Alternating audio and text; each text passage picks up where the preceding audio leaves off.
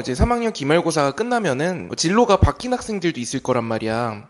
그러면은 그 학생들은 무엇을 중점적으로 생기부를 정리를 해야 되는지 그거에 관련된 꿀팁 같은 거 있으면은 좀 전해주는 게 좋을 것 같아요. 자, 보통 3학년 친구들이 본인들의 지원하고자 하는 학과의 경쟁률과 입결 점수에 대해서 2학년 겨울방학 때부터 찾아보기 시작하고 높은 학교들을 쓰기 위해서 본인들의 경쟁력이 없다라는 생각으로 학과를 바꾸려고 하거든. 나는 그거는 찬성이라고 생각해.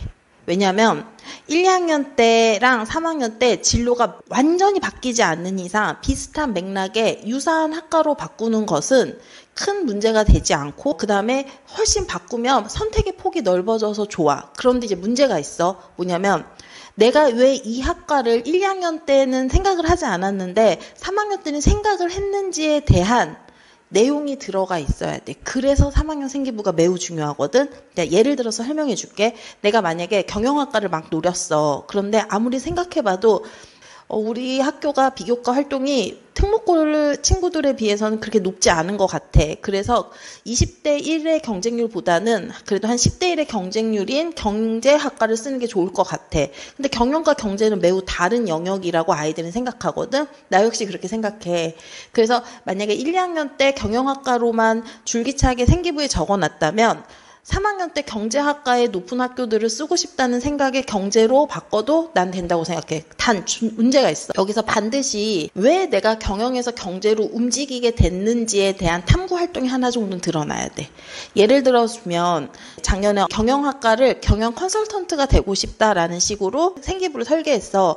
그래서 뭐 기업의 조직 이론이나 마케팅의 방법, 그다음에 효율적인 생산 이론이나 이런 것들을 정리를 했는데 막상 2학년 겨울방학 딱 돼서 성적이 나온 걸 보니까 높은 학교를 지원하기엔 본인 성적이 매우 불리하다는 생각을 했고 경제학과로 나는 권유를 했거든.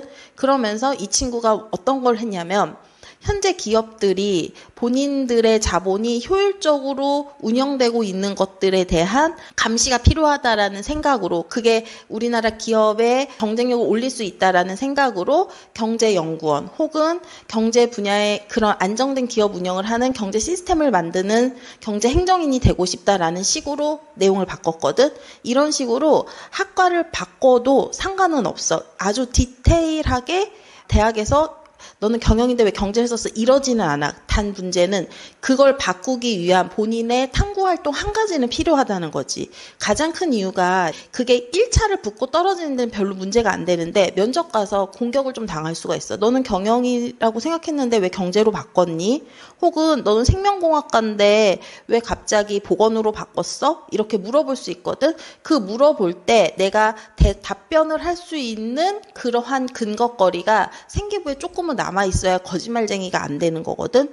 만약에 현재 자기가 학과를 조금은 변경을 해서 몇 개의 학교를 쓰고 싶다고 하는 친구들은 일단 수행평가가 남은 게 있으면 학과를 바꿀 수 있었던 이유에 대한 탐구 활동을 하나 해보는 게 좋고, 그리고 우리가 경험적으로 봤을 때는 8월 달까지는 어떤 학교들은 방학 전까지 또 다른 학교들은 개학 후에도 선생님들이 자율활동이나 진로활동, 동아리 활동에 대한 탐구 보고서를 받는 학교들이 꽤 있거든.